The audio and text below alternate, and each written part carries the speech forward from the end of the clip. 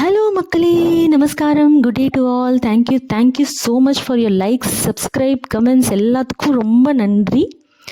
இந்த வாரம் நான் கருணைக்கிழங்கு வாரம்னே சொல்லலாம். ஏன்னா இப்போ நான் காமிக்க போகிறது கருணைக்கிழங்கு சிப்ஸ் தான். இது வந்து பார்த்திங்கன்னா பொட்டேட்டோ ஃப்ரெஞ்ச் ஃப்ரைஸுக்கு ஈக்குவலாக இருக்கும் மக்களே. ஒரு தடவை ட்ரை பண்ணுங்கள், சூப்பராகவும் இருக்கும். இதோட மெடிக்கல் பெனிஃபிட்ஸ்ன்னு பார்த்தீங்கன்னா இது ஆன்டி பாக்டீரியல், ஆன்டி ஃபங்கலாக ஆக்ட் ஆகும். முக்கியமானது ஒன்று, எவ்வளோ கருணைக்கிழங்கு சேர்த்துக்கிறோமோ இது வந்து இட் கில்ஸ் கேன்சர் செல்ஸ் கூட. இப்போ நான் வீடியோவில் காமிச்சிருக்க மாதிரி இந்த மாதிரி நீட்டமாக கட் பண்ணிக்கோங்க, ஸ்லைஸாக. அப்போ தான் வந்து சிப்ஸுக்கு சூப்பராக இருக்கும். வாங்க வீடியோக்குள்ளே போகலாம்.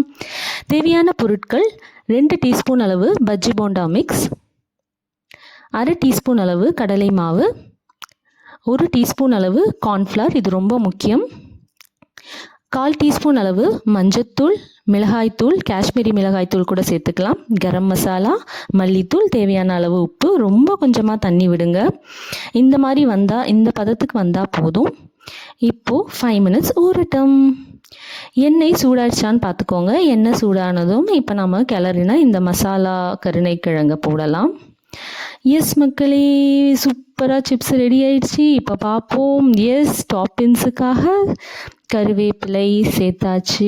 எஸ் மக்களே, ட்ரை பண்ணுங்கள், கண்டிப்பாக சொல்லுங்கள். தேங்க்யூ மக்களே.